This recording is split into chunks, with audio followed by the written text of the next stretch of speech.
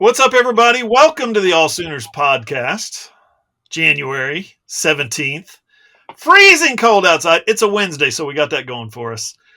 And I'm told the cold is breaking today. My pipes hopefully don't break today. They've been frozen for 4 days. We haven't had water in the kitchen for 4 days, Ryan. Not good. The best. No, not the best. Praying that the ice just goes away and doesn't expand and burst and crack my pipes and flood my new kitchen and all that good stuff. That would not be good. We just got done with the Summer of Hoover renovations. The place is sweet. Got to see it up there for the Tulsa trip a wee long time ago. I don't want you to have to do more renovations, boss. The number of texts are just like, I'm waiting on a contractor. I'll be out of pocket. I'm like, no, you can't. You're not allowed. Not permitted. I have to nap, boss. Yeah, that was before you got your morning radio job. Anyway, we roll along on the AllSooners Podcast. It is episode 234. That's Ryan Chapman. He's in Moore. I'm John Hoover. I'm in Tulsa. And Randall Sweet is back this week. He's going to join us in segment 3. So what do you think is going to happen this week, Ryan? 2 weeks ago, we ended the podcast, and 5 minutes later, Ted Roof was fired. Last week, we ended the podcast, and 5 minutes later, Nick Saban retired. What do you think is going to happen next? Well, would you like what I would like to happen next? It's got to be major. It's got to be big. Well, I would imagine the most likely thing on the table is probably that Jim Harbaugh takes the Los Angeles Chargers job. Like that probably, as far as college football goes, probably the biggest thing on the docket. That would be big. That would be big. National championship coach takes pro job. We've seen it before. And eventually came back and won 6 more national titles. Anyway, we're talking about Nick Saban. Obviously, the joke around here is, well, he saw Oklahoma coming to the SEC, so he's running for the high hills. He thought he'd rather retire than have to face the Sooners every week, right? Or not every week, every year. Sure. Yeah, if you believe that narrative, go ahead. But then it was yesterday, I think, another big figure in the Southeastern Conference gets the hell out.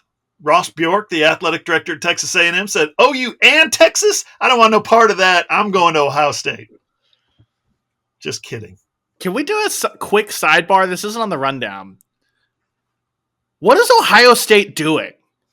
Ross Bjork has made awful hire after awful hire after awful hire at both Ole Miss and A&M. Is it because he can, poach a big name, even though it doesn't work out? He got Jimbo to leave Florida State.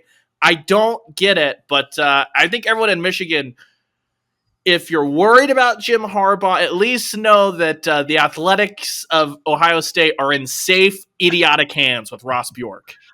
Yeah, I don't understand the appeal either. When I saw that, I was like, isn't that the guy from Texas A&M?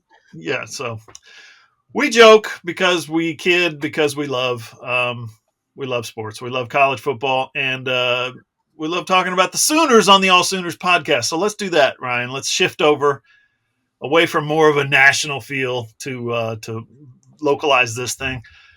The week began with Oklahoma finally, 10 days later, 10 days is it? Hiring formally Zac Alley as their new defensive coordinator.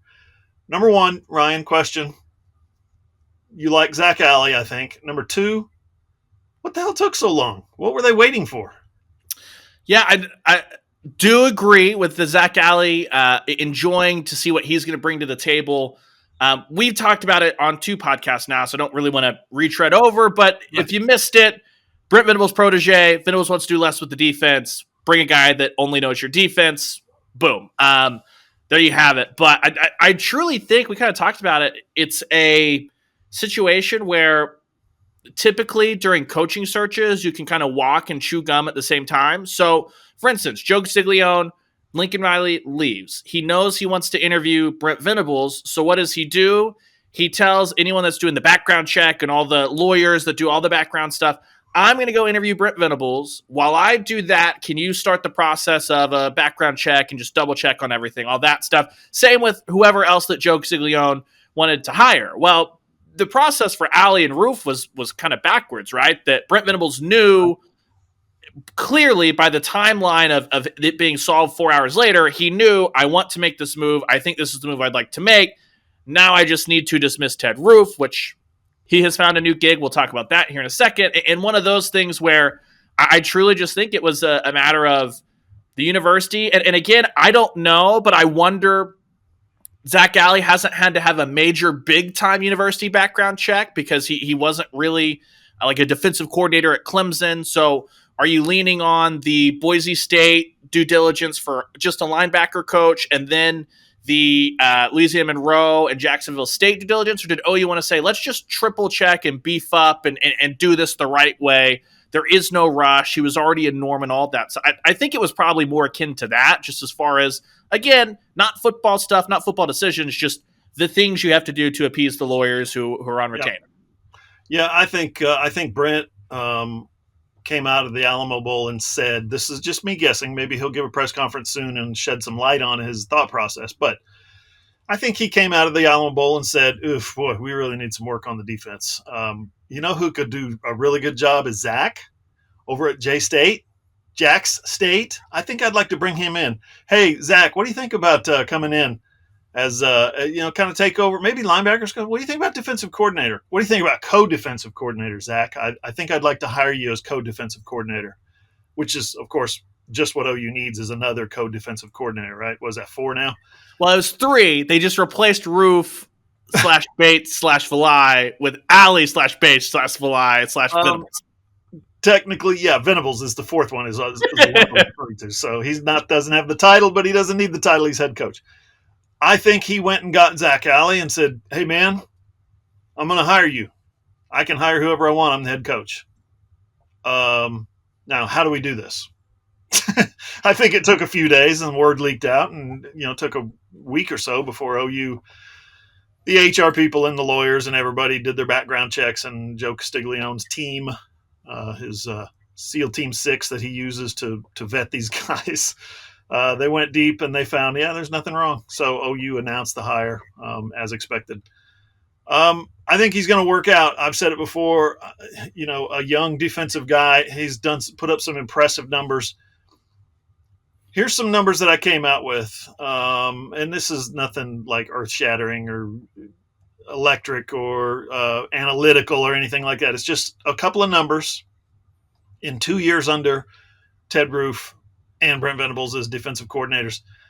Oklahoma under Alex Grinch with Lincoln Riley as the head coach was 76th in the nation in total defense and 60th in points allowed. Then they leave. Venables and Roof come in, and they go from 76th to 121st in the nation in total defense, from 60th in points allowed to 98th. That was year 1. And then year 2, after 2 years, they're back down to 72nd, so an improvement over the first year, and 46th. So 72nd total defense, 46th in points allowed. Those are the 2 big metrics, right? Those are the 2 that's easy for everybody to follow. 76th to 72nd after 2 years. From 60th to 46th after 2 years. Venables said, this isn't working. We have not made any progress. Now, they obviously have made a lot of progress, but you can't just attach year 1 and say that's our starting point. You have to go back to before they got there and see where they were before Venables and those guys even got there. And frankly, they didn't improve very much in 2 years. So that, to me, boils down the real crux of why Venables made this move. And I think that it was probably, and again, this would be a truth serum moment. I doubt that Brent Venables would say this, but it was probably reinforced by stuff we talked about coming out of the Alamo Bowl, right? You have a true freshman quarterback making his first start. OU got the ball back with timeouts and a chance right before halftime to march down the field and run a 2-minute drill. And suddenly coming out of the timeout, Jack Starnold burns a timeout. I'm sure that Brent Venables, the defensive mind, the guy that's been around football for 30 plus years as just a coach, is telling himself, hey man, if we got to go 60 yards or 65 yards, the timeout is more important than the 5 yards that we lost for a delay of game, right? Or I'm sure that Brent Venables, the head coach, would have liked to be on his coach's butts and been like, hello, we must play the football 15 seconds, game management stuff, right? And so if he has someone he trusts to say, Go over there, handle all the adjustments. You do that. I'm going to be the guy, especially in a weird way. You're trading experience for experience. You have Seth Luttrell, who's a more experienced offensive coordinator just in terms of years than Jeff Lebby, obviously a former head coach, gets the big picture stuff. But now you're going to have a first-year starter at quarterback as opposed to Dylan Gabriel, who had been there, done that, got the T-shirt multiple times through college football. That requires just an extra watchful eye. Seth Luttrell might be worried about charting out the next drive. Brent Venables needs to be out there like, Jackson, go, stuff like that. And you have to hand that off. So before we even talk about any defensive improvement, that would be a team improvement right there. If Brent Venables, even if you got the exact same result defensively, but he's able to manage stuff, then that's going to be huge. And we saw the margin for error was pretty thin this year. You look at the schedule next year, it's going to be even smaller. Think what OU is doing in Big 12 basketball right now, a dogfight every week. That's what Oklahoma's schedule early-wise is projecting when you just look at this year's final college football playoff rankings, plus what everyone's doing in the portal, all that stuff. Yeah, no, I agree completely. And on Ted Roof, we'll finish with this. He was hired today, officially, formally, by UCF. He's going to stay in the Big 12. He's going to go back to work for Gus Malzahn. They won a national championship together back in 2010. Those two and Cam Newton at Auburn won a national title. So, good times will roll, I'm sure, in Orlando. But, yeah, Ted Roof going to stay a defensive coordinator, and that's why he didn't want to take a GA job, or not a GA, but a analyst job, a demotion at Oklahoma. I'm sure he loves Brent. I'm sure he loves OU. But clearly, if you look at his resume, he's a guy that's not going to stick around very long. He's a guy that's not going to say, this is the school that I want to coach at, right? He's been at his alma mater twice for like 2-3 years. So just in general, good for him. Everybody loves Ted Roof. Everybody's happy about the man getting a job. And I'm sure he'll do well at UCF. He was there before, like I said, 2011 at UCF. So not 2011. So if my numbers are right, my memory is right, 2010 at Auburn, and I think 2011 at UCF. I think. I just think, look, let's put the pieces together. Yeah, that's right. 2010 at Auburn, 2011 at UCF with Malzahn. Gus Bus. Not with Malzahn, and then with who was the coach at UCF in 2011? I can't even remember. Great. That's a great question. I was a sophomore in high school at that time. So I'm going to be honest, I was not super locked into the UCF coaching. It was George O'Leary. I was right. They went 5-7 that year. So good for Ted Roof. Put the pieces together. Ready? Gus Malzahn, Ted Roof, using a bunch of NIL to get an SEC transfer quarterback, allegedly. What's not to let? You're getting the whole band back together. Good vibes. Now, Cam Newton and KJ Jefferson are two different guys, but they both got big paydays to go to their new spots, allegedly. That's not even that's so stupid anymore, isn't it? I mean, we go back to 2010, and we say Cam Newton, his dad was shopping him around, and the asking price we hear was $180,000. OU didn't want to pay for Cam Newton. OU recruited him, and that was the price. And OU said, no, we don't need a quarterback for $180,000, which all was against the rules. Now is totally within the rules. Reggie Bush lost his Heisman for taking scraps compared to what guys are getting today. Scraps. College football's so stupid, isn't it? It's beautiful and glorious and stupid and miserable. The Caleb Williams penthouse, like that just being a thing, versus the Reggie Bush. I was just like, I've been pretty much like, can we get the man his Heisman back for a long time? Full disclosure, one of my best friends is a USC grad, so like I have. It's been an awkward couple of years for me and him because I really like USC and spent a lot of time visiting him there and all that stuff. And now that's a big no-no with Oklahoma, all that stuff. But yeah, it's just super ridiculous at this point. So, and hey, history's repeating itself. Now OU doesn't want to pay for the big-time transfers in the portal again. Look at that. It all comes back around. Allegedly. I'm kidding. Whatever. Hey, you've got a Heisman vote now. You need to get with your people at the Heisman and get that thing changed and get Reggie Bush's Heisman back. I'll pick up the phone and give them a call. I don't know if they'll should I tag that? Never mind. Don't do that. It's all weird. It's all weird going on. But yeah, college football. Welcome. Real quick, not on the rundown. Who's going to hate this? Sorry. Zac Alley coming in. We've seen some of the kick-on effect of Nick Saban retiring. Alabama moved quickly, got Kalen DeBoer. He's putting his staff together. But despite the fact that Nick Saban waited and Alabama's Alabama, you've seen a lot of reporting around SEC circles that Alabama almost had the Saban tax when it comes to NIL, that they didn't have to outbid everybody because they could say, we're going to get you close, but you're going to work with Coach Saban, and what's better than that? Now, all of a sudden, you're seeing there's a good number of guys really starting to flow into the portal off of Alabama's roster. Yeah. Bond, the wide receiver, already committed to Texas. He basically was like, yeah, Kalen DeBoer called, but I was thanks but no thanks. So I'm just going to go to Texas. Think it's good for my NFL.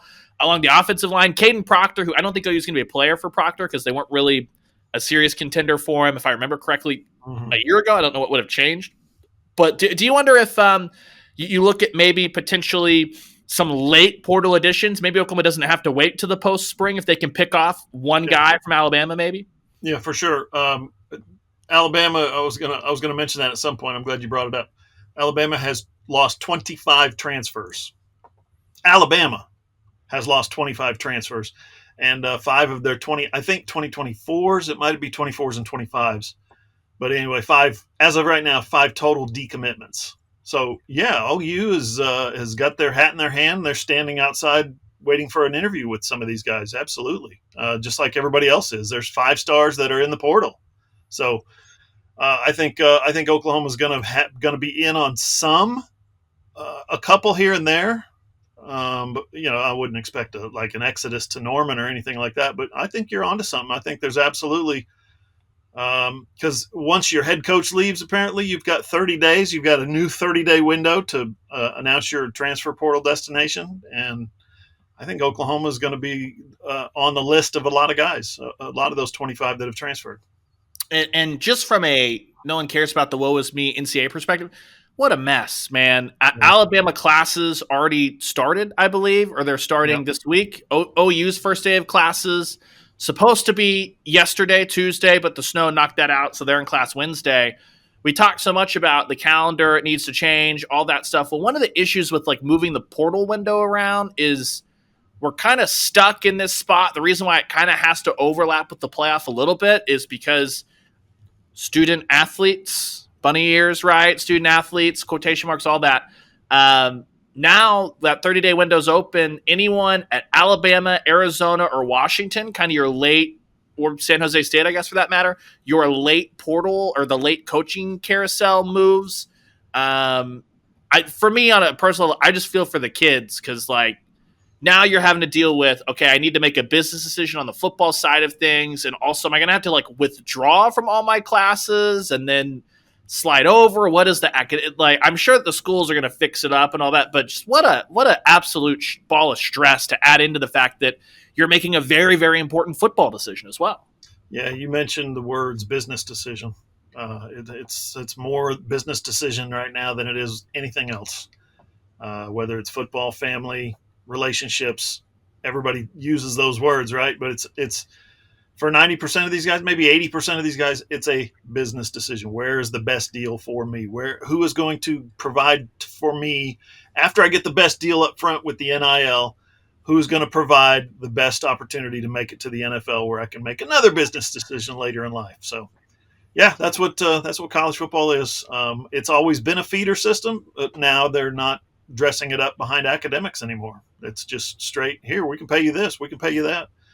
The collectives are in trouble, I think.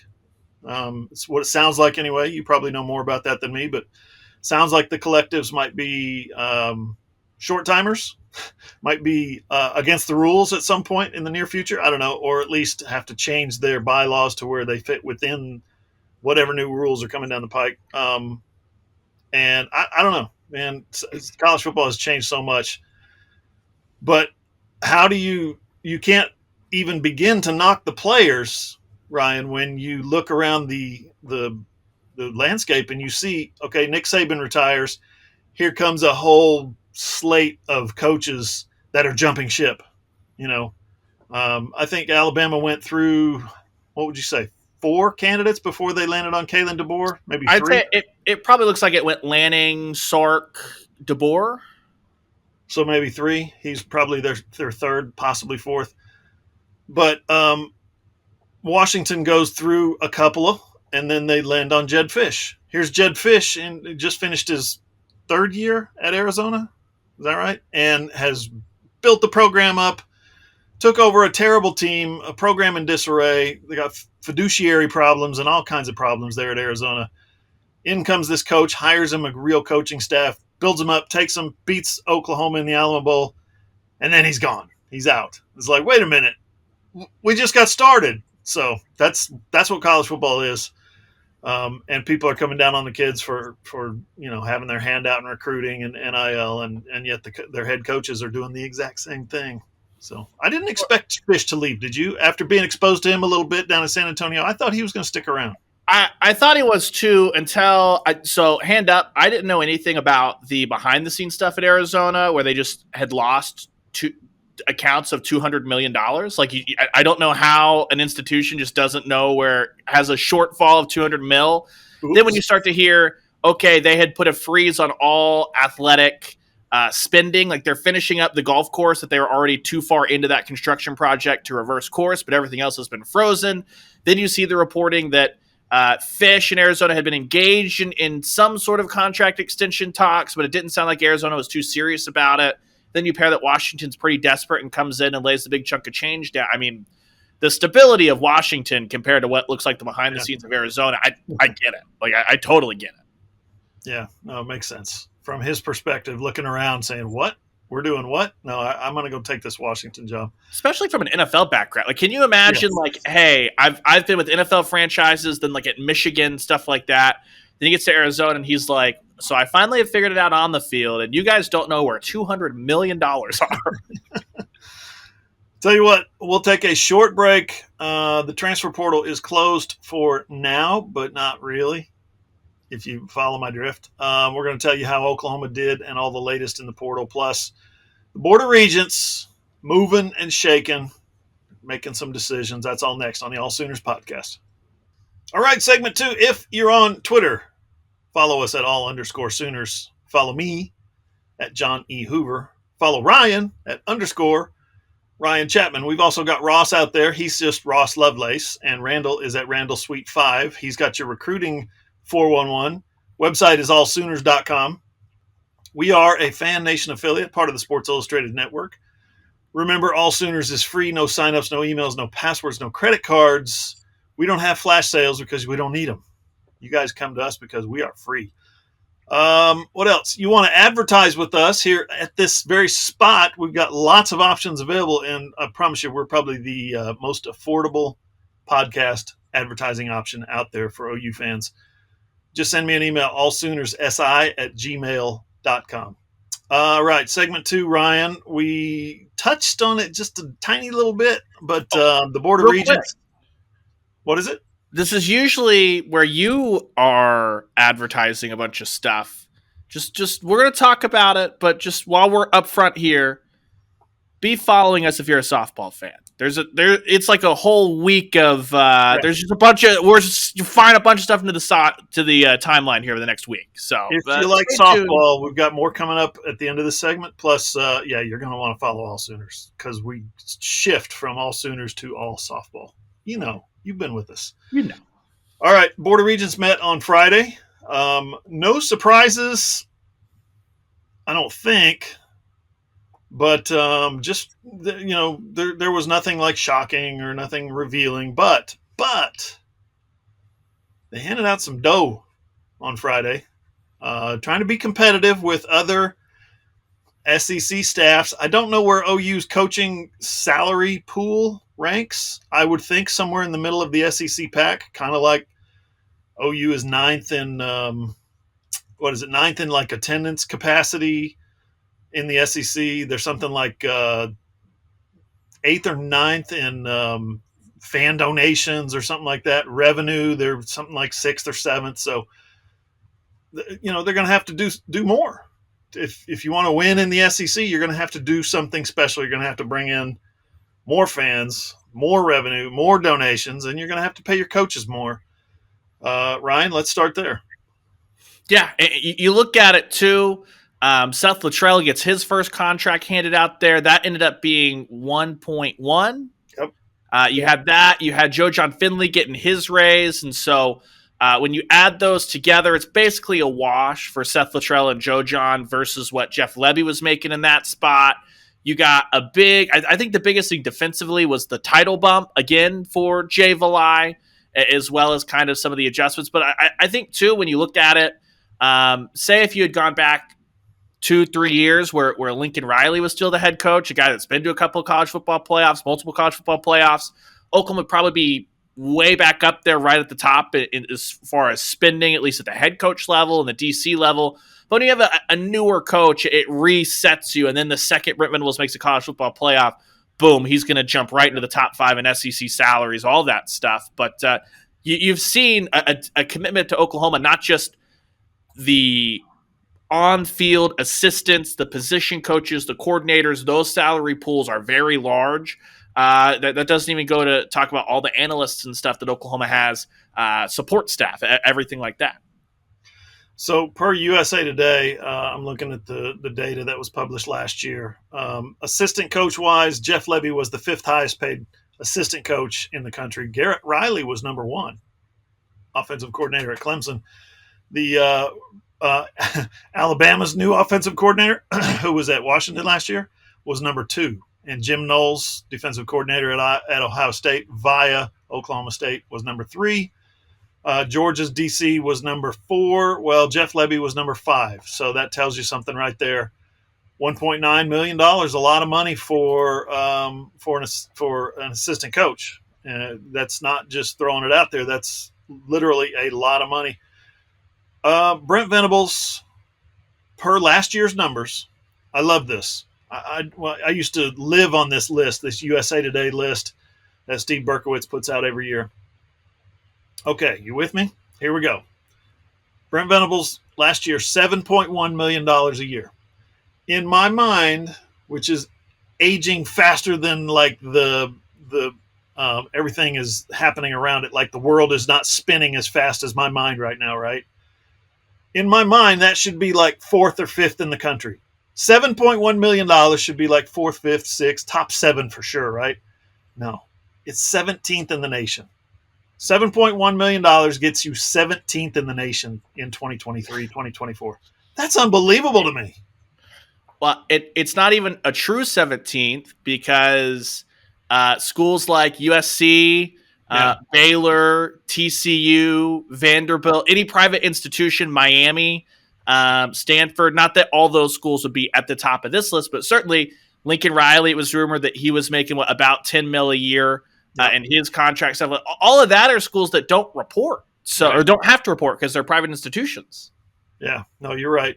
So put Brent down in the 20 to 23, probably 24, 25 range, maybe 24.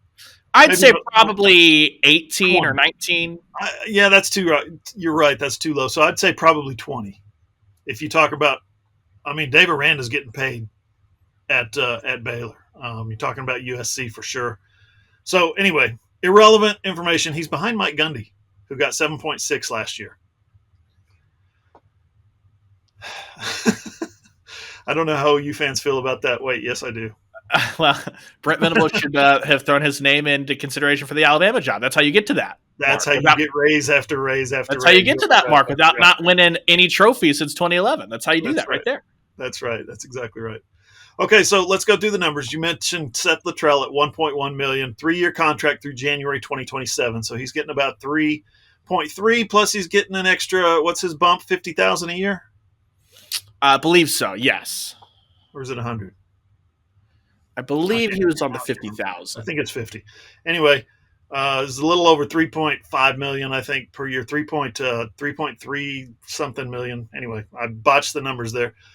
Joe John Finley got a big raise, for $520,000 for your tight ends coach to $900,000 for your tight ends coach and co-offensive coordinator. Brent Venables is saying, Joe John, I need you to attend the offensive meeting, and I need you to speak up and raise your hand and sit forward in the chair. Not that he wasn't. I'm not insinuating that. I'm just saying that for $900,000, you're going to get a hell of a lot more than a tight ends coach. You also better get more than one functioning tight end, but that's neither here nor there. I mean, that's the Joe John wasn't probably going to be at the level because Seth Luttrell is the named play caller, right? So not going to get that, but he's going to do a ton. And as we all know, all these guys are involved in special teams as well. But yeah, Joe John, that showed that Joe John Finley being the co-offensive coordinator was not just a title. Joe John will be heavily involved in the offense is probably the best way to put that. And he's a smart coach. He's an extremely smart coach, son of a coach, high school quarterback. So he knows what he's doing. And he got a 3-year extension through January 2027. So 24, 25, 26. Most of the rest of the staff, Todd Bates also got 3 years through January 27. Most of the rest of the staff got 26, so 2-year extensions. We'll go through them real quick. DeMarco Murray went from 500 to 575. Brandon Hall went from 350 to 500. Todd Bates went from 665 to 700. Bill Beedenbow went from 820 to 870. That's a nice little raise. Miguel Chavis went from 600 to 650. Jay Valai went from 700 to 750. Emmett Jones went from 550 to 664. He got a really big raise because why? Because he's been bringing in them recruits and he's been coaching up them wide receivers. Probably the best, most surprising, most talented group of position group on the field last year.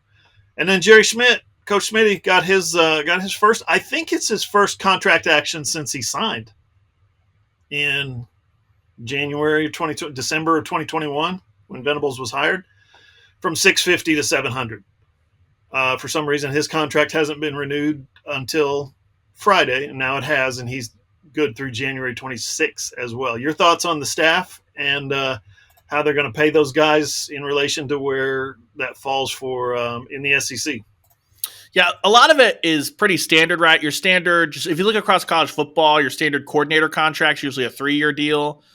When it's initially handed out, your standard position coaches are usually a 2-year deal, and then you extend just to stability, recruiting. It's the same reason why your head coaching deals are always going to span more than 5 years, so that a coach can say, I'm under contract for the entire time you're going to be on campus, blah, blah, blah. But I just thought the thing that stood out is, like, you're never going to have assistants go down in money, but it was pretty clear that you're going to have it's not a cost of living adjustment because everyone's comfortable, but it's the cost of living vis-a-vis the rest of college football adjustment. So you're very rarely going to have that go down. But you saw Oklahoma, when you have a guy like Emmett Jones come in and have a huge year, more than willing to say, we're not just going to give you the typical 25 or 50 or whatever. Like, we are willing to come and shell it out to make sure that you're nice and happy and that no one comes sniffing around for discontent, malcontent on the coaching staff.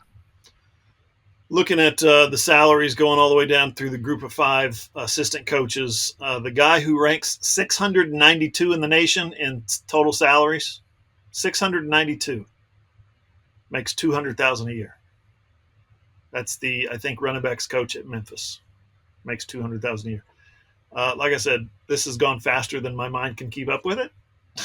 Yeah. So, I don't know where Oklahoma's about $7 million, I think, in its assistant coach salary pool. I don't know where that fits in the SEC, but it doesn't. It's not near the top. Put it that way. It's not near the top. And again, it's a lot of it's a youthful staff, which means that you'll have less money when it's younger. Generally, there are some exceptions. Jeff Lebby, obviously, who we talked about, really young guy, and it's a staff that. The offensive piece is a little bit different, but the second you make a college football playoff, all that's going to get boosted all the way up. And Oklahoma will pay as long as the team is winning. And it's just it's the early stages. One of those things where I would imagine that Bob Stoops' staff, I was not there for this, but come winter/spring of 2021, oh, you want a national championship? Welcome to the top of the Big 12 or near the top of the Big 12 as far as it goes with spending on staff salaries and all that fun stuff. Yeah, 2001 after the national title, right? Yeah, and Lincoln Riley was able to get his staff some very, very, very competitive money. Had some experience on that staff. Young is one thing, inexperience is another, and he's got some. Brent's still got some young coaches that. I mean, DeMarco just finished his 4th year. Miguel Chavis finished his 2nd year as a coach. So you're right. It's down there. It's going to be down there for those reasons. But when you start winning, when you go from 6-7 and 10-3 to 11-1, 12-0, something like that, make the playoff, win the SEC, then all of a sudden you're going to start to see stacks and stacks and stacks of cash flow in for those guys. So someone who I would presume is getting stacks of cash, or at least maybe small stacks, is Oklahoma's new backup quarterback. Casey Thompson, what? Yeah, we knew this was coming down the pike for kind of a long time, few weeks at least.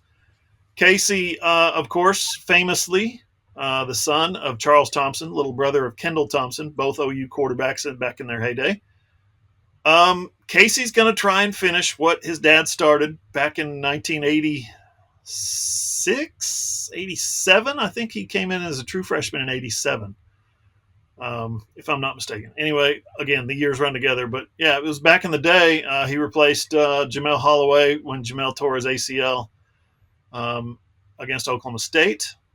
And Charles Thompson, of course, got in trouble with the law, was on Sports Illustrated, the orange prison jumpsuit, all that stuff went 17 months in prison and, federal drug trafficking charges and all that stuff. And he's been extremely open about his story and his path and his journey and how he got here.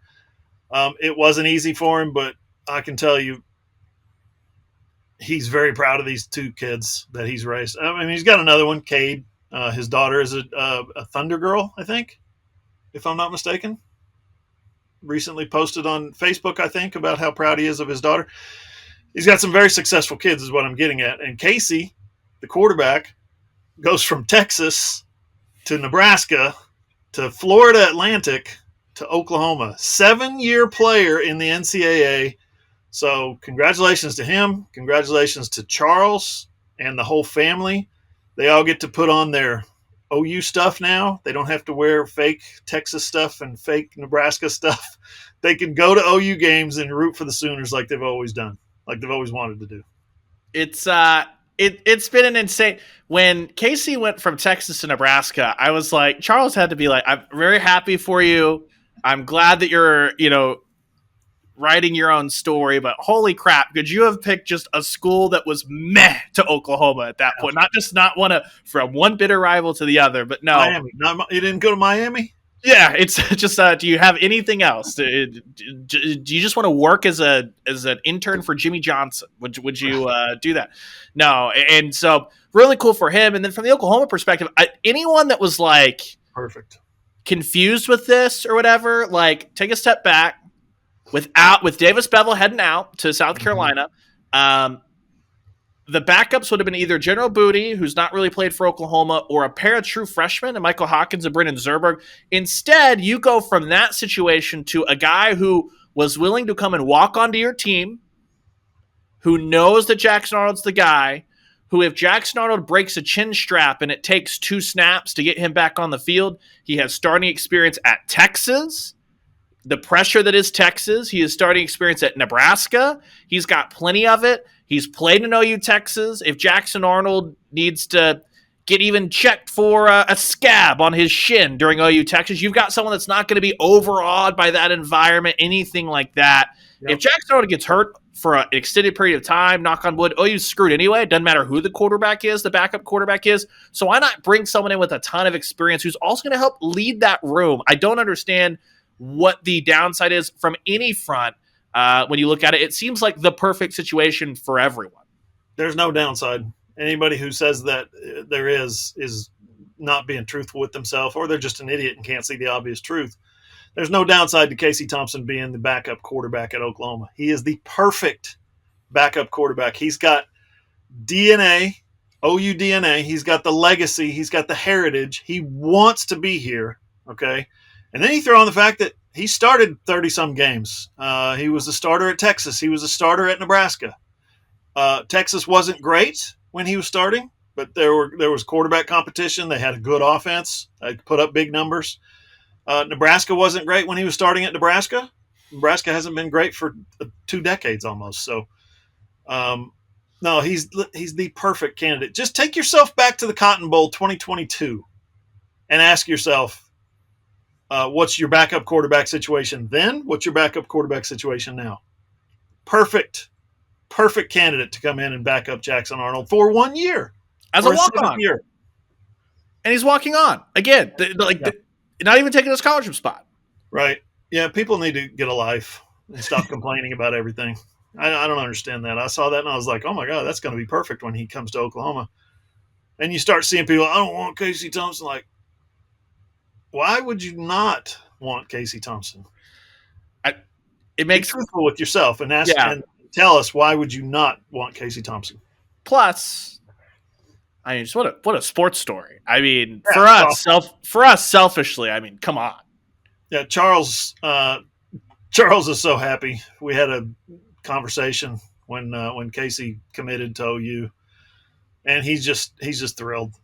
He said that those years that Casey was the starting quarterback at Texas, he wore Texas gear. Okay, this is a kid who grew up in Lawton, loved OU, loved Switzer, went to OU, tried to transform the backfield as the next Wishbone Wizard quarterback. Didn't work out for him personally, obviously. But he came back to Oklahoma, right? His home state. He's always cheered for OU. He goes to OU. He speaks to the team as a motivational speaker, right? And he said, here I was wearing Texas stuff. He said most of it was all gas, no brakes, right? Which is hilarious. But he said it was always black with burnt orange writing, or white with burnt orange writing. He said he did not want to be photographed in wearing burnt orange. And when Casey left Texas, he said, I threw all that stuff out and gave it to some friends, whatever. Anybody who wanted it could have it. So I thought that was hilarious that he's like, now that my son doesn't play for Texas anymore, I can go back to hating Texas. That was awesome. Yeah, he's like, I can. They had that really fun College Game Day feature too of him just being like, yeah, I'll wear it for Casey. Now he's like, don't have to wear it for him anymore. Exactly. And then he went to Nebraska, and I guess he did the same thing. I mean, that's the thing. Nebraska and Texas, totally different sides of the scale in terms of what fans and players and coaches and whatnot think about those guys. Nebraska doesn't do like dirty recruiting against OU, so the coaches don't hate Nebraska's coaching staff like they hate Texas coaching staff. You could also do the layup. You could just wear some old Big 8 merch, like if you really wanted to. Yeah. You could be like, I am here supporting my son and Nebraska, kind of, but also kind of not. Exactly. Let me ask you a question. Any other surprises in the transfer portal? We talked last week about the guys that we thought were going to land, make an impact, I should say, in the transfer portal. Any other surprises when you look at some of the names? Caden Woolard, for instance, Michael Tarquin, we still, I don't think, have received formal official. Is he like enrolled? He wasn't. He was in the system. He was in the student portal, but I don't know what his status is. And then there's a couple other guys as well that look like they could have a bright future at OU. Yeah, it's just outside of some of the names maybe you didn't we talked about the names coming in. Not really anything from here. Feels like it's the roster distribution of how many guys you thought at each position makes a lot of sense. And so I think the biggest thing might have been I didn't have clocked going into portal season that Oklahoma would pick up a non-scholarship quarterback with all that experience or a non-scholarship in Jocelyn Alaska corner. But it just shows you that Oklahoma, what they're able to do with NIL, doesn't have to necessarily be a scholarship player to come and improve the roster. And I just thought it was pretty smart stuff at a couple of positions of need. We've talked about it. Look at the corner, especially tight end. OU's like, wow, we had some real injury issues last year that put us up a creek. We're going to almost overcompensate and make sure that there is no way you would hope that you get that in a bind due to injury. And they've done a nice job of rounding it out, considering the hand that they were dealt with some of the unexpected departures. Caden Green. Mm-hmm. Yeah. All right, we'll finish this segment with this, Ryan. And it's about another quarterback, another former Oklahoma quarterback, Caleb Williams. A lot of people don't care for Caleb Williams, but a lot of people are saying, damn, we wish he would have stayed, right? Supremely talented. Whatever you want to say about his internal makeup is fine too. It's your opinion. But supremely talented, going to be the number one pick in the draft. Won the Heisman 2022. He signed off as a Trojan by declaring for the NFL draft and saying, I want to thank Sooner Nation for embracing a kid who came to you from Washington, D.C. I cherished my time at OU. To my Trojan family, it's been an honor putting on the Cardinal Gold these last 2 years. I hope I gave you many good memories as you've given to me, blah, blah, blah. No matter what lies ahead, I will fight on forever and rep horns down for life. He said those words in his goodbye tweet, Instagram, whatever. Horns down, number 4, life. I think he hit all the right notes. I think he endeared himself one last time to OU fans who absolutely loved him when he committed, when he signed, when he played, and then right up until the time that he left that press conference at the Alamo Dome. I think OU fans were team Caleb all the way. He leaves, joins Lincoln Riley, and less so, right? But what an exit to say horns down for life. Yeah, I think there's less venom toward Caleb, too, because I think there's more of an understanding of you felt betrayed by Lincoln Riley, but the you commit to the program thing is great for in-state kids. You don't commit to the program. You commit to the coach. Yeah. Just look at Alabama. Who did those kids commit to? Nick Saban. Where are they? In the transfer portal. If it's happening to Alabama, it's going to happen everywhere, obviously. And I think that a lot of people realize Caleb Williams came to Oklahoma. Why? Because he wanted to work with Lincoln Riley, the quarterback factory. And while he enjoyed his time at Oklahoma, when Lincoln left, he was going to work with Lincoln Riley, the quarterback factory. And I think as time goes on, it may not be a beloved thing, and I wouldn't expect that as a guy that just spent 1 year as a true freshman and gave you one of the all-time OU Texas moments, but ultimately didn't even play for a Big 12 championship. I think that will be his place in Oklahoma history, is that he delivered an iconic OU Texas victory, one that now will be, in a weird way, rehashed because the other quarterback in that game is now on Oklahoma's roster, Casey right. Thompson. Red River rivalry just gets weirder and weirder. It does. It does indeed. All right, we said we were going to get out here in an hour. We failed at that objective, but we got to get to some basketball, and then I want you to pitch your softball before we sign off in segment 2. Basketball, 13-3, hell of a season, hell of a start. 0-2 last week. What? Oh, they only dropped 6 spots in the AP poll. Because the Big 12 is a freaking meat grinder for visiting teams. Everybody beats everybody else. I don't care what your ranking is. But yeah, OU loses to at TCU and at Kansas. Both, I thought they were competitive in both games, but clearly short in the Kansas game. Literally short. Points in the paint. Kansas sets a school record for fewest turnovers in program history. 2 turnovers. Ridiculous that Kansas can play one of its best, most efficient games in the history of the program, and it happens to be the last time Oklahoma gets a shot at winning at Fog Island. You were there. You were at the Fog. Not your first time. Is that right? You went last year. Trip 2 years ago. Yeah, 2 years ago. So, your thoughts on OU's finish, less than fabulous finish at the Fog?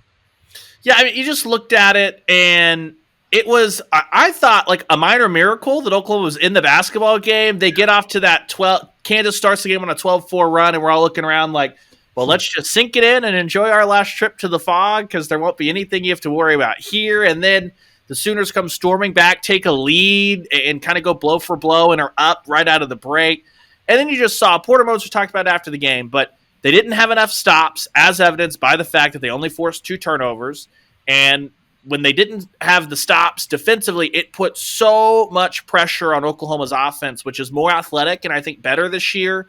But if Latrey Darthard and Rivaldo Suarez are going to make no threes on the road, you saw that both in Fort Worth and in Lawrence, then it really puts so much stress on Javian McCollum, on Milos Uzan, on Otega Owen. You look at Sam Godwin and John Hughley, they are battling on both ends of the floor, and they're going to end up in foul trouble a lot this year just because as good as they've been, especially rebounding, they are undersized. And the biggest guy that you're going to play against is Hunter Dickinson, right? And he's just not just size, he's talent. He's what he can do, passing, scoring, all that stuff. So one of those things that you hope you get him back when they come to Norman.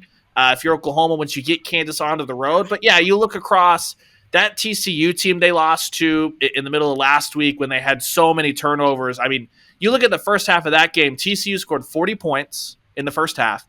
20 were off turnovers, 11 were from the free throw line. You're not going to beat anybody on the road if you put them on the line and turn the ball over like that. And so good news, you didn't turn the ball over as much in Lawrence. Bad news, didn't get any stops. So that's kind of what Porter Moser talked about. They'll play West Virginia tonight if you're listening to this on Wednesday, or in the past they have played West Virginia if you're listening to this on Thursday or later. And Porter talked about, like, it's got to start with the defense. They've got to get back to being a team that is so locked in defensively. Even when the offense wasn't churning the last 2 years, that's what they were. And he also talked about, too, if you're active, getting those deflections, stuff like that, that in the non-conference slate is how they were able to get out and run in transition and make those easy buckets and make life really easy. That only happens if you're getting not just stops, but live ball stops. And that's just not something that happened in Lawrence. So you look at what Kansas did. They went to Stillwater, a place where they have struggled and absolutely shredded the Cowboys. So they're playing some of the most efficient basketball that they've played. And after the game, Bill Self was like, yeah, that was the best game, the OU game that is, the best game we've played since UConn. They probably played better than they played against UConn when you talk about just taking care of the basketball. And I think the fact of the matter is nobody was probably winning in the fog on that day. And for Oklahoma fans, they're just going to probably have to live with the fact that they literally went the entire Big 12 stretch without winning in Lawrence on the basketball floor.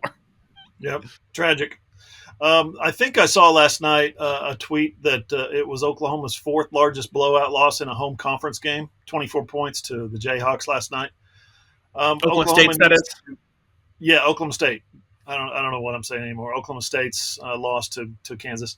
TCU lost. They take down two ranked teams in Fort Worth, and then they go on the road to Cincinnati, who's not ranked, and lose to Cincinnati.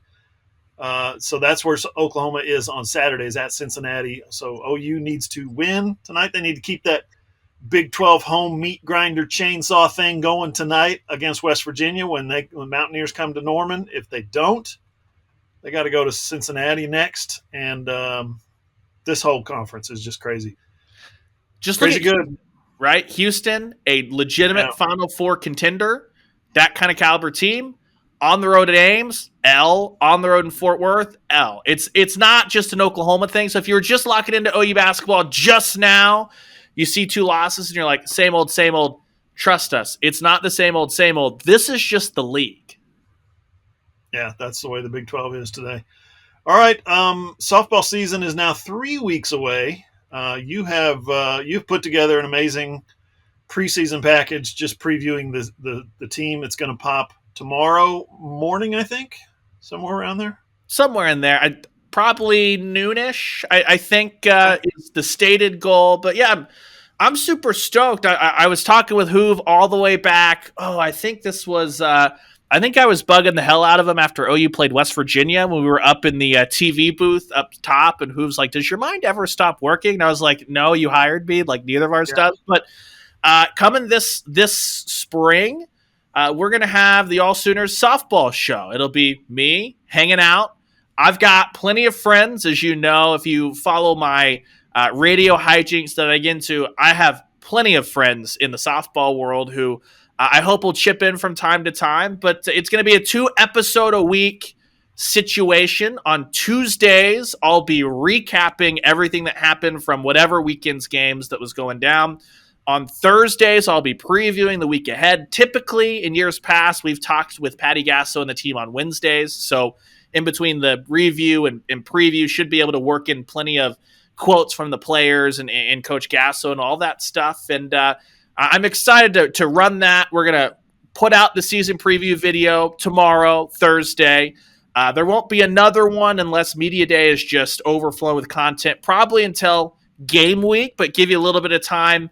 Also gives me some time to work out all the bugs, all that fun stuff, but give you a little bit of time. And then once game week hits, 2 a week from now through the end of the Women's College World Series, the AllSooners softball show. So whether you're If you're a Twitter person specifically, just follow us, all_Sooners_Ryan Chapman. All that stuff will be launched out there. I'm going to post all of it on the website, so you can just go to allsooners.com. If you're trying to sift out, just hit the softball tab. It'll be up there. And then we'll obviously have it on YouTube. So John Hoover Media on YouTube. That's where that will live for the most part, is it's all video content. But I'm really excited about it. Like I said, shot the first one yesterday, sent it over to Hoove. Hopefully he liked it, all that stuff. And there's a very special guest at the end. So anyone who wants to see the goodest podcaster in all of podcasting, Scout the dog has not made an appearance on the AllSooners podcast because she usually is laying down on the couch for the entire like she's in front of me right now, lays down, unbothered, an hour and a half, never gets up. I record this video. I think it ended up being like 17 and a half minutes. And by the end of it, Scout's like, hello, this is not the day that you usually do. What is happening? And she's just over here somewhere. HR has not approved this podcast. Mr. Ryan, you need to get down here and pet me right now. Yes, exactly. So it should be fun. The AllSooners softball show. Makes her AllSooners debut, and it's pretty cute. She does. She does indeed. And I was just trying to hold it together. I was like, Scout, I'm literally just trying to chuck our socials.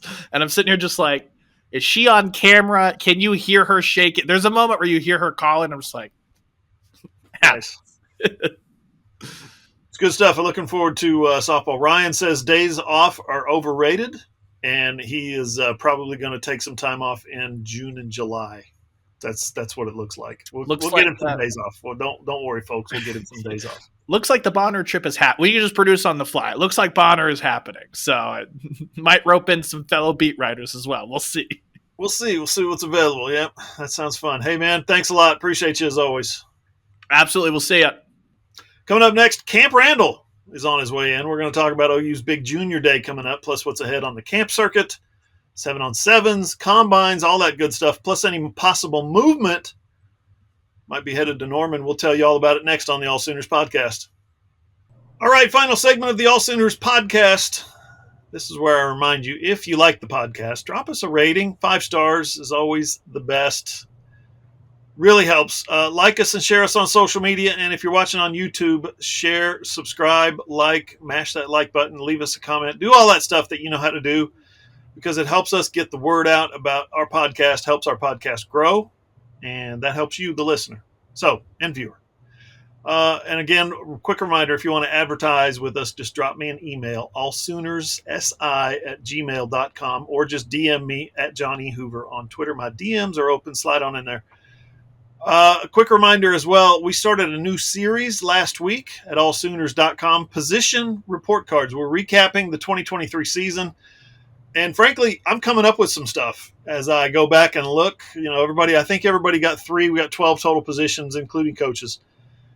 And as we go back and look, recast some stats and look at how just certain people did in certain games, all of a sudden it's like, hey, the running backs were better this year than I thought they were. Mm-hmm. I came into that thing thinking running backs get a C-, maybe a C.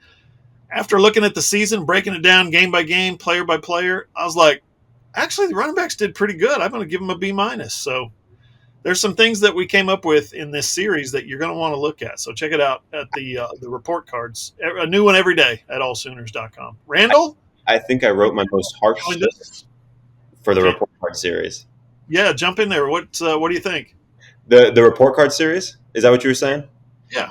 I think it's been a lot of fun. Like you mentioned, it's been great to kind of go back and look at the stats now that we're removed from the season, to just kind of, take a bird's eye view of it, see the whole season.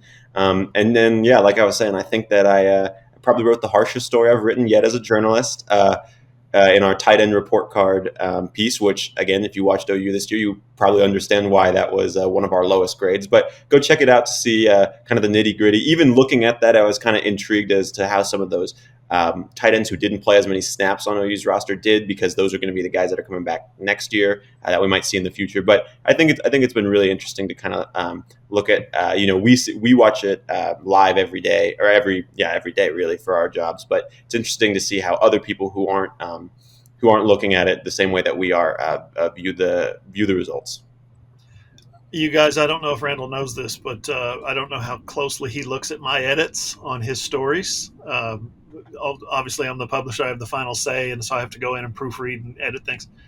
I had to rein in some of the thunder that Randall brought down from Mount Olympus on the tight ends. I had to rein it in a little bit. Randall, let's try to be a little nicer. He's right. He was coming in strong on the tight ends. Yeah, I did definitely notice that the headline had a change, but that was probably for the better. Probably for the better. Randall's got anger issues coming out of the 23 season, man. Not really, but just for the tight ends, maybe. Yeah, every other position I think I've got a good relationship with, but tight ends. Maybe after the Oklahoma State game, that was when I burned my bridges with the OU tight end group, saying what I said in the post game show. That was bad. All right, let's move on to quarterbacks. Ryan and I talked about OU quarterbacks, present and future, past, present, and future. Actually, we talked about Caleb Williams. We talked about Casey Thompson. Let's talk about another one from the past. Let's talk about Baker Mayfield. We couldn't get that in the first two segments. Baker Mayfield with the playoff victory. He played great. Yeah. In that game against the Eagles, the defending NFC champs, Super Bowl favorites, started out 10-1. They find themselves on the road. Jalen Hurts bringing his merry band of Eagles to Tampa, and Baker just obliterated them. Baker played great. I couldn't believe it. At halftime, the Buccaneers wide receivers corps had 6 drops. Anyway, Baker finished, obviously with 6 drops, you're going to finish well below your target of 65, 68, 70%, whatever.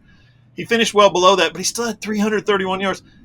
They would have scored 50, and he would have had 400 yards if his receivers would have just caught half of those drops. So big, huge, stinking, honking day for Baker Mayfield in the NFL playoffs. And he now has twice as many wins in his career as the Cleveland Browns have in the last 25 years. And he owns one of those wins from the Browns.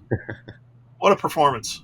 Yeah, you have to be happy for a guy like Baker, who just last year was being traded from multiple teams, the Browns, the Panthers, ended up after being, I think he was cut, and then ended up in Los Angeles after 2 days where he was able to, kind of show some flashes there. But to get the full offseason and to get, this whole season for Baker, which there were definitely ups and downs. At the beginning of the season, Tampa looked pretty strong. They had a rough middle patch, and then they really got hot at the end of the year. And again, have to be happy for a guy like Baker, who's had to overcome so much in his career, in his NFL career, in his college career, and it seems like at every level, whatever obstacles are in his way, he finds some way to overcome it and make a lot of fans along the way. It looks like he's having a lot of fun in Tampa Bay. I think after the last touchdown that he threw, he's running down the field doing the arm thing that he did at OU. You could tell he was having fun, and I mean that really helps Baker. I mean, it helps anyone. Especially at the quarterback position, you're having fun, you're playing with confidence. It's an easy way, not an easy way, but it's when things are going well, it's an easy sign. When you see a guy smiling out there like that on the field. But even if some of his detractors will say, well, he was just putting the ball in the right spots, the receivers were making plays. That's in playoff football. You got to do what you got to do. You can only put the ball where it needs to go. And again, he did that. You mentioned the yards. I think he had 3 touchdowns and no interceptions as well. So really efficient game. Sometimes in his NFL career, he's had trouble turning the ball over, but that was not the case against the Eagles, which, like you said, was a team that went to the Super Bowl last year. And so even though the Eagles are not the same team that we remember from last year, it's still really impressive. Like you mentioned, Baker's second playoff win, which is really cool. Second with 2 different teams. Not too many quarterbacks in the league have done that. So you have to think that adding that chip onto Baker's shoulder, that definitely motivated him, after all the trash that people talked, after getting traded multiple times, getting cut. What people said about him coming into the season. People were saying that it was a battle between him and Trask, that the Bucs were going to tank and they were going to be terrible this year. And OU fans, OU observers who have seen Baker, who know Baker, that just motivates him. At least from the outside, it seems like it does, and it always has. Whenever he was at OU, now for the Bucs, and I think that the Lions have come out and kind of already poked the bear a little bit. It'll be interesting to see if the chip on his shoulder continues to grow, if he uses that as momentum, that bulletin board material heading into the divisional round against Jared Goff and the Lions. Yeah, a couple of things. First of all, he's going to get paid. He got the $1 million bonus for getting the team to the playoffs, and I can't remember what his bonus was, $400,000, $460,000, something like that, for winning the playoff game. So that's awesome. Because why? Because he's got a baby on the way. Don't forget the offseason or the news that broke during the season. Him and Emily have a baby on the way, so that's cool. The other thing is, you guys know me, the Rams fan for life, going back to the early '70s. So that one little sliver of time when Baker Mayfield, guy covered for 3 years at OU, guy who came up and gave me a bro hug at a wedding that he was at a couple of years ago. Like, I totally didn't expect that. He's like, "Hey, how you doing?" I was like, "Okay, so Baker remembers me. That's cool." To have him quarterback your football team, quarterback my Rams for a brief amount of time, come in on a Thursday night. Remember, he was traded on a Tuesday from the Panthers. Came in on a Thursday night. Well, he came in on Tuesday night. Learned the playbook one day. Went to bed. Woke up. Thursday night kickoff. Leads the team back with an incredible, like a 95-yard touchdown drive in the final minute with no timeouts. That was one of the all-time favorite moments in me being a Rams fan, was watching Baker do that. So I'll be Team Baker from this point forward, especially because the team that beat the Rams last week has got him this week, the Detroit Lions. So yeah, go Baker, go up there and beat Jared Goff. It's pretty exciting. The fan base is galvanized again. And I talked to Baker when I went to his event in Norman over the summer. We actually talked to Baker there, not just me, a few other reporters too. But he kind of talked about getting in rhythm with the team and kind of learning the playbook and some of his receivers and things like that. And I remember thinking in the moment, like, okay, that's great, but we'll see how this season goes. It's just cool that he has the opportunity to be on a team again. And I think back to that moment in, what was it, July, when it was ridiculously hot outside. Now it's January and it's the complete opposite. It's like 0 degrees outside. And Baker, I did not expect him to be leading a 10-win team that's won a playoff game over the defending NFC champions. So congratulations to Baker. It's great for him. And I have a pretty cool Baker Mayfield story, too. You mentioned that he came up and hugged you at a wedding. Whenever I was 14 years old, I met Baker Mayfield when he was a quarterback at Texas Tech University, and I was able to take a picture with him. And I actually showed him that photo. I said, "Hey, do you remember this by chance?" And he kind of laughed and he said, "No, but someday we'll make sure to recreate that." No, I don't remember that. I've taken about 6 million photos in my life. I'm sorry. And it was about 9 years ago. So we forgive you for forgetting that one. Yeah, we're going on 10 years since Baker since Baker came to Oklahoma. Yeah. That was 2013. I'll never forget my high school coach, my middle school coach. He said, "Do you think Baker's ever going to play at OU?" I was in 8th grade. He said, "Do you think Baker's ever going to play at OU?" And I said, I think he'll win the starting job. Yeah. And he said, "I don't think so." That's funny. See how that. He's been doubted since he was in high school, man. Since he was a little skinny, undersized kid, and nobody thought he could do it. He's just competitive. He's just super, super competitive. So yeah, he is. Good to see him strutting around an NFL stadium on a Monday Night Football with Troy Aikman and Joe Buck, and that whole scene, and he's out there leading his team to a playoff victory. That's a cool feeling, I'm sure, for a lot of people around here. I think it's a pretty good lesson, too, when you really think about it, that, even if you are doubted all the time, like you said, high school, college, now the NFL, even if you are doubted, you don't have to, curl up into a ball and just deal with that. You can use that as motivation, take that and say, no, I'm going to go prove these people wrong because I'm confident in who I am. And I think that's pretty cool. Yeah, he's definitely the poster child for that. Let's talk some recruiting. We looked it up. The 24 class is pretty much closed. There's going to be some guys. I think maybe are they Oklahoma expecting one guy to sign in February? If that, I think that the one name which we can go out and say it, they were still fighting for was Don McKinley. I talked to him at the Under Armour All-American game or practices before the game, and he kind of said that. He mentioned Tennessee and LSU.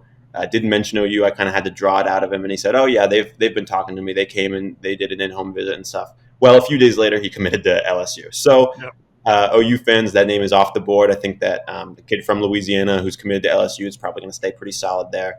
I think Dalen Evans is probably going to stay pretty solid at Texas A&M, and I think that that's really going to round out OU's efforts in the 24 class, unless there's someone that's kind of off the radar right now. Okay. So the 2025 class it seems like when you look at it, okay, the 24s are signed, they're in. A lot of them are already started classes today, by the way. Yeah. You spin it forward to the 25 class, and the question I had for you was, hang on, I've not been keeping up. I've not been like immersing myself like I should. Who do they even have in the 25 class? And then I remembered, wait a minute, they got a bunch of dudes in the 2025 class. They got 9 guys committed, Randall, in the 25 class. The rankings, the team rankings are all over the board. On3's got him at number 9. 24/7 Sports has him at number 3, and then Rivals has him at number 7. But there's no doubt, 9 dudes January of 2024 in the 2025 class. That's a great start for this recruiting class. Absolutely. And you have to think about where OU was in the 2024 class at this time last year. I think they had one, if any. I can't remember exactly when Jeremiah Newcomb committed, but I think it was either at the end of January or even later. So at this point last year, they had 0 commits in the upcoming recruiting class. And I think the 2024 class, I think many OU fans would still be pretty happy with how that turned out. And so I think that just has to give OU fans optimism about where this 2025 class is going, especially because in this 2025 class, you've already got your quarterback locked down. You don't need to worry about putting too much. I don't want to say you don't need to worry about putting effort forward there, because obviously you still have to retain the guys that are committed. But it's not like you have to go out and recruit a whole new guy who doesn't know about the program. You've got a guy on board already who can help you recruit the rest of the guys in his class. And again, you're already doing pretty well in the skill position group where you've got 3 wide receivers committed around that quarterback. You've got an offensive lineman in there. You've got some defensive linemen. And so again, kind of the bones of this class, you've got a really good start. And it's all regional so far. A bunch of kids from Oklahoma and Texas, 1 kid from the state of Missouri. So all kids from this region, which is really interesting that, and I think it's a really smart way that OU kind of attacked it, starting out with the kids that are more local, that are really a lot easier to access. And then as once they've gotten those kids, the local kids, the kids that they know are from this region that they want in the class, they can kind of expand and focus that attention more nationally on that 2025 class, start to get some of those big name guys from around the country. 2025, you say the Missouri kid is defensive tackle Kamori Moore. Any thoughts, any fears on the part of OU fans, Sooner Nation, that they should have about him being a Lee Summit guy?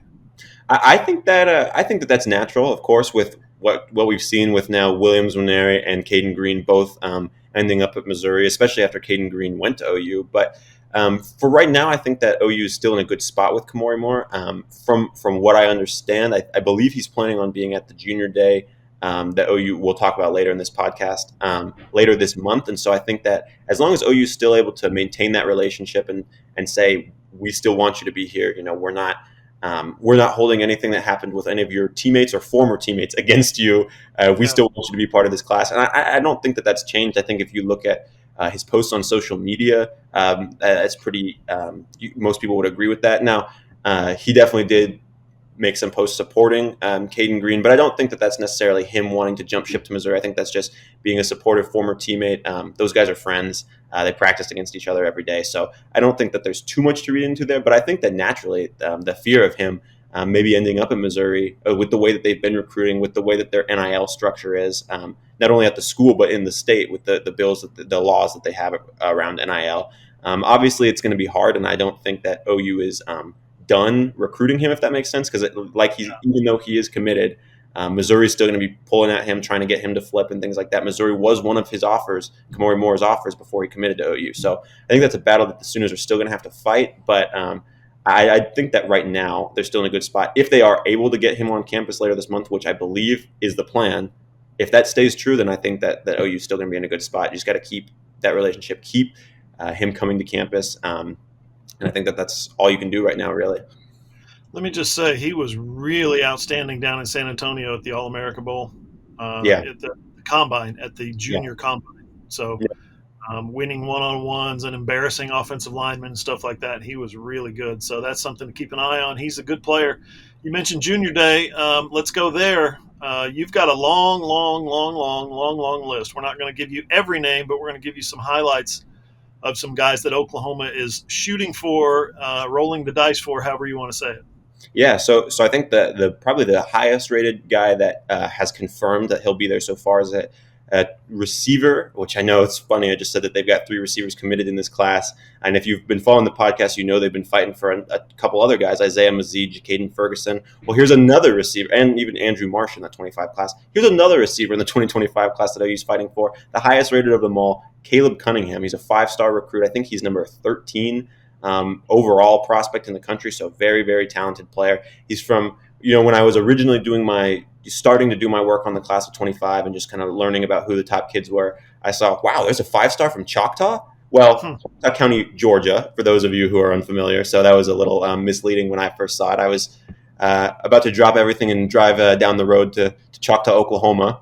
But yeah, so I think another kid from Georgia, which is where the Southeast, the staff has good ties in that part of the world. I mean, I know that people hear the state of Georgia and think that that's going to be a guy that ends up a Bulldog, but I mean, Zion Raggins, that's a guy in the 2024 class that OU was able to pull away from his home state. He had an offer from Georgia. So I don't think that it's obviously a done deal just because he's from the Peach State, but I do think that getting him on campus is a great sign. And I think that, again, having a kid travel from Choctaw County, Georgia to Norman, Oklahoma for a junior day, I think that shows that the Sooners are in a really, really good spot with him. And you have to think that 3 other receivers in this class are not going to scare away a guy who's already a 5-star prospect. He probably knows what he's capable of and knows that he's going to have the ability to come in and compete with those guys. So I think that's one of the big names there. Another one that OU fans are probably more familiar with is Jonah Williams from Galveston.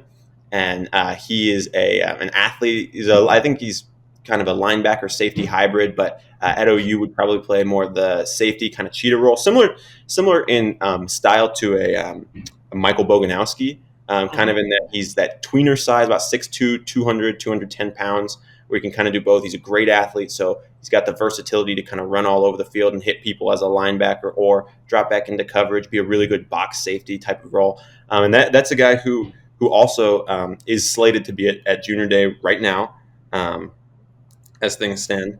Sorry, I had to make sure I got the name right because every time I hear Jonah Williams, I think of the former Alabama offensive lineman. So just had to double check. But yes, Jonah Williams, Ball High School in Galveston, Texas, 5-star recruit, linebacker safety hybrid. And that's a guy that I know OU's been hot on the trail for. It's one of their main priorities in this 2025 class. He actually even wore OU gloves in a game this season, which we've seen that with a number of recruits. Doesn't necessarily mean anything, but it's not a bad sign. That's for certain. So the fact that OU's kind of been involved there, and now that they're getting him on campus, I think that's a great sign for Brent Venables, Brendan Hall, Jay Valai and company. We'll see what they're able to do with Jonah Williams, but I think that their outlook looks good there right now. Another guy I'll mention, Max Granville, who actually included OU in his top 10 at the end of December. It's a guy from Fort Bend Christian Academy. So anyone who knows where Fort Bend is, it's the Houston area, and another area that OU has always been really heavily involved with. And this is a guy who's been to campus this fall, taken some visits. Like I mentioned, he put OU in his top 10. 4-star recruit, kind of similar to the R. Mason Thomas mold, where he's not as, he's not PJ Adebaware, where he's 6'6", is, super heavy. He's about 6'3", he's a little lighter right now, but he's got a lot of speed off the edge. So again, similar to an R. Mason Thomas kind of player. 4-star recruit. I think he's a top 100 player in the country, depending on what sites you look at. So another guy that OU is really, really making a priority in this 2025 class.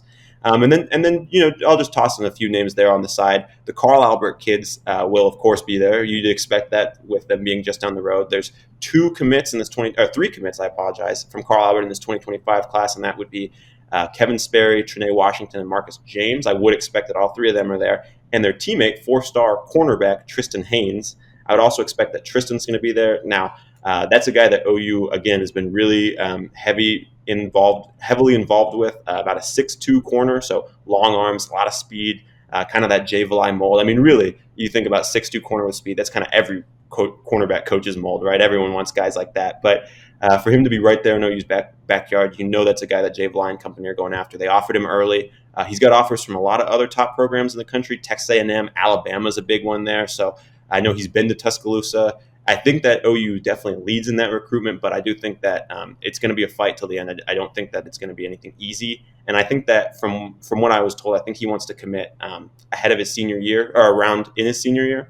So OU still got, if that's true, OU still got a few months before that choice is made, but it seems like they're in a good spot now. They're able to get him on campus in January with a bunch of his teammates. It seems like that would be a huge step in the right direction. So that's OU Junior Day coming up January 27th. We're talking about those are all 2025s. Okay, so that's where that stands. January 27th. That's weekend after next. You're gonna sorry. The recruiting process never ends. Yeah, no, it's a constant cycle. 12 months out of the year. 365 days. You're going to be coming up. I'm trying to think. I'm getting my dates here. So,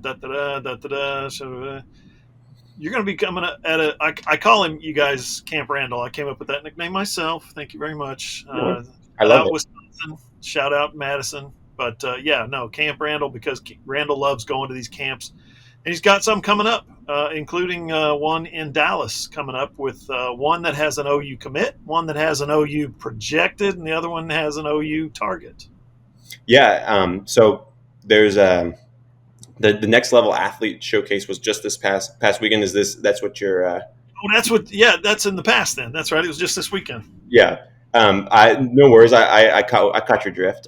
So yes, the next level athlete showcase, I think it's called Showcase, was this weekend. And Greg Powers, who does great work down at Dave Campbell's Texas Football, Greg's yes, yeah, absolutely he is. Shout out to Greg. But he curated a list, invited 100 of the top high school players of any class to high school players in Texas to this next level athlete event, where they were able to compete, and they gave out MVP awards to each position group. Now, Owen Hollenbeck, who you mentioned this 2025 class, he's actually committed to OU in the 2025 class. He's an offensive lineman from Melissa, so teammates with Nigel Smith, so that's pretty cool. But a guy who's committed to OU actually won the offensive line MVP and the overall MVP award at this event. So he performed really well. I didn't get to see him perform firsthand, but Greg Powers did an interview with him, said that he did great. And obviously, if you're winning overall MVP out of the top 100 high school players in Texas, you're doing pretty good. And then also in that same camp, Malik Hawkins, the younger brother of Michael Hawkins, and of course the son of former OU defensive back Michael Hawkins Sr., he actually won the defensive back MVP award at this camp. Now, this is the guy who you mentioned projected to the Sooners with his dad and his brother now both being Sooners. I think you have to expect that OU is going to have a good chance there. But of course, Texas is involved, some other big time programs, so it's never a given. Especially, against Texas, recruiting kids out of the Dallas area. But I think that OU is in a good spot there. Malik is also going to be at OU's Junior Day here in a few weeks. Was that 2 weeks now? So good sign. But yeah, he won the defensive back MVP award, which is very impressive. Obviously, there's 5-star defensive backs galore in Texas. So for him to come out on top there is pretty impressive. And then in the receiver MVP, a guy that who I've been able to build a pretty good relationship with, Brock Boyd won the MVP there. His dad actually reached out and told me that he was named the receiver MVP at the camp, which again, anyone who knows about Texas high school football, there is loads of talented receivers there. Even guys that you would have never heard of, I guarantee you there's some good players there. And so for Brock Boyd, who just finished his sophomore season, to take home the wide receiver MVP award, that's pretty impressive. This is a guy who was at the Brent Venables camp this summer, and he was a baller there, making one-handed catches. He's getting off, jams from press coverage. He actually beat Malik Hawkins in a few reps, one-on-one reps at the Brent Venables camp. So this is a guy who's a really talented player. He actually got his offer from Emmett Jones and Company at the Brent Venables camp. I was right there. I saw his mom get real emotional when the offer came. It seemed like his family was really happy. Brock's dad is actually the wide receivers coach at South Lake Carroll. So Brent Venables and Company, any coach really loves a coach's kid, especially when he's that talented. It's not just like you're throwing him a bone. This is a guy who's a player. He's really good. His first offer was actually from Emmett Jones at Texas Tech whenever he was a freshman in high school, or maybe even in 8th grade. So this is a guy who he's been on the radar for a long time. His older brother actually committed to and played wide receiver at Texas Tech under Emmett Jones. I think he still is a wide receiver there, Brady Boyd. And so this is a guy who's got connections with Oklahoma. His oldest brother actually went to OU as a normal student, didn't play sports or anything, but was an OU student. So a family that's got ties to Oklahoma, seems like they've got a good relationship with the Sooners. And for him to win that wide receiver MVP, it's a great sign. Obviously, he's a budding star, a guy that OU really wants, but they're going to have to fight for him. It's early in his recruitment, and he's already getting a lot of offers. Now, Randall, in terms of 7v7s, we'll kind of rein it in a little bit on just what's out there, what's going to be happening, because they start this week. Yeah.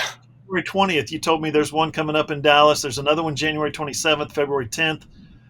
There's a couple in here in my hometown, Broken Arrow, in March. There's one in Durant in late March, and then they're going to finish up with some of the national ones in April. when you think 7v7s, when you think these the basically quarterback wide receiver camps, you go out there, you interview kids, you build the relationships. What are you really looking for from whether it's Kevin Sperry, who I met last year, and then he committed to Oklahoma shortly after? What are you looking for when you go out there with your camera and you're seeing these kids? What is it? What qualities are you trying to identify? Well, I think that, obviously the football quality. So, you mentioned quarterback. You want to see how the ball looks out of their hand. You can look at stats and that won't tell the whole story. But, if you watch how the ball comes out of his hand, how, he's making decisions, how he's looking at defenders as from a quarterback's perspective, that's all the football side of things. But I really think the body language, how these guys interact with their teammates, I think that's a key aspect of it too. Because if anyone who's gotten an offer from Oklahoma, I don't need to scout them. They're already a really good player, of course. OU's not going to offer just anybody. So they're really good players. But it's also interesting to see, these guys who are, the top athletes in their region, in their city, and whatever, how they interact with their teammates, how they interact with their coaches, with opponents, things like that. Because we know from covering the team and from being around Brent that he really cares about that stuff. That stuff matters to him and to this staff. So I think that's a really interesting aspect of it, just to kind of see how they are as kids, really. You see these guys in pads and stuff, but, to take that away, to see the human aspect, that's really interesting because you don't see that as much, especially on the recruiting trail. It's more just about, hey, what schools are you interested in? But on the football side of things, I think receivers, it's really interesting to kind of see the route running in this setting. There's a lot less pressure from quarterbacks or on quarterbacks. So if you're a wide receiver that dealt with a bad offensive line in your high school season, this is kind of an area where you can still shine, still do your thing. So guys like Elijah Thomas, who might not have the best talent surrounding them at a school like Shakota, Oklahoma, to kind of get to see him play some of the top competition and get to see him play with a bunch of guys who are just as good as him on his team and against those guys, to kind of see how he fares, things like that. And not just him, but guys like that. And so I think looking at these guys against top competition, how athletic they look, how they run routes, defensive backs, how if they're able to stick on a guy's hip without grabbing, being too physical, things like that. Mm-hmm. Yeah, there's actually a lot you can take away from these 7v7s. People are like not bought in yet, but there's Oklahoma's 7v7 community is growing.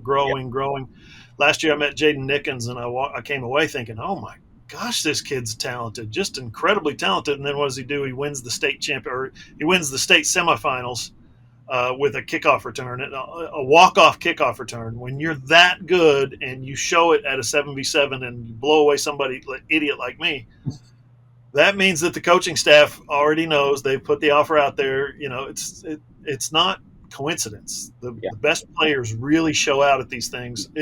You can put up a lot of big numbers, being a 6 foot, 220-pound tight end, slow white kid, whatever cliche you want to attach to it. You can put up big numbers, but if you can play football and if you've got athletic ability, you're going to shine in these 7v7s. It's going to pop out. So that's why these coaches love these things.